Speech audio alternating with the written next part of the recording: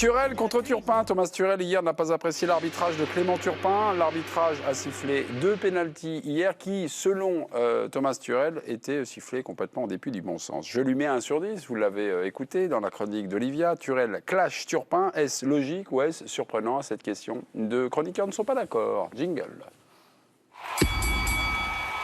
De visions du foot qui vont s'opposer. Éric Blanc, vous trouvez ça plutôt surprenant qu'il clash Turpin. Damien, vous dites que c'est logique. On est d'accord par là-dessus? La surprise, pour vous, vous êtes surpris. Faites-nous part de votre surprise, Éric. Réagis comme ça. Ok, merci de nous avoir fait part de votre expérience de grand reporter. De Gore, logique, Blanc, surprenant. Qui a gagné ce duel? Est-ce Eric ou est-ce Damien, compte Twitter de l'équipe du soir, maintenant sur le plateau? C'est là que ça se joue. Et c'est Raymond qui débarque. C'est compliqué parce qu'en fait, ils disent à peu près la même chose. Le comportement de Tourelle, est-ce que c'est une excuse ou un comportement pour masquer le résultat? Ou est-ce que, moi j'avais compris la question, est-ce que c'est surprenant qu'ils s'en prennent à l'arbitre? Donc la responsabilité, elle est chez l'arbitre. C'est plutôt ce qui s'est passé avec l'arbitre, c'est pas le comportement de Tourelle. Et là, je ne peux pas répondre à ça, puisque ce n'est pas la question. Donc je ne sais pas si... Eric ils ont raison tous les deux. Je veux dire, c'est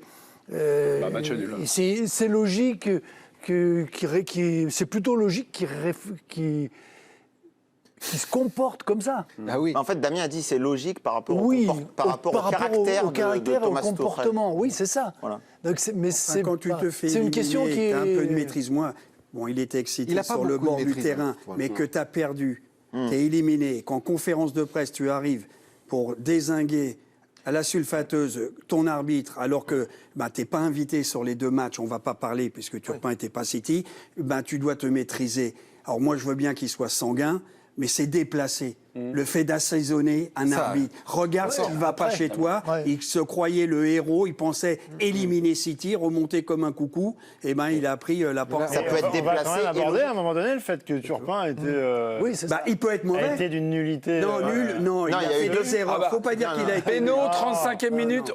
Les images demandées par Philippe Sansfourche. Maître Sansfourche, je veux les pièces à conviction. 35e minute, premier péno accordé.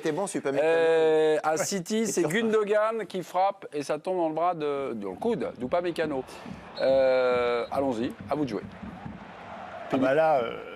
C'est-à-dire qu'il y a, comme toujours dans le foot et sur ce genre d'action, il y a l'esprit et la lettre, quoi.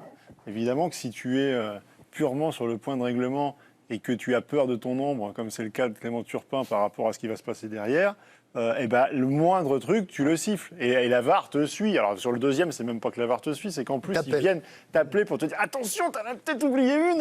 Et puis comme en plus, s'il y en avait une de l'autre côté, ce serait bien qu'on compense un peu. Enfin, il nous a fait un résumé de tout ce qu'on voit depuis 10 ans en Ligue 1. Et au-delà, parce qu'on peut toujours débattre sur est-ce que c'est une vraie erreur ou pas une vraie erreur. Je pense que c'est pas dans l'esprit du jeu, mais c'est pas une erreur factuelle notoire. Oui, en tout cas, il y a un point de règlement son comportement qui fait que, pendant 90 minutes, ce côté petit chef permanent, hautain comme ça, regardez, je fais Bayern City, je suis un cador. On est à la limite de On le l'eau de connaît finesse, ça là. depuis, c'est insupportable. Il nous fait ça depuis 10 ans, on a l'impression qu'on va jamais s'en sortir avec Clément Turpin. Non mais le problème, cette attitude, c'est tout ce qui fait que l'arbitrage français est pointé du doigt depuis maintenant des années.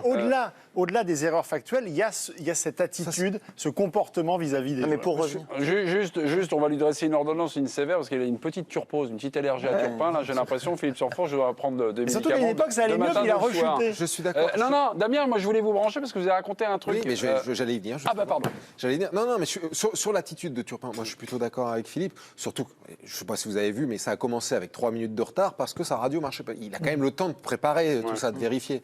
Donc ça, c'est pas terrible.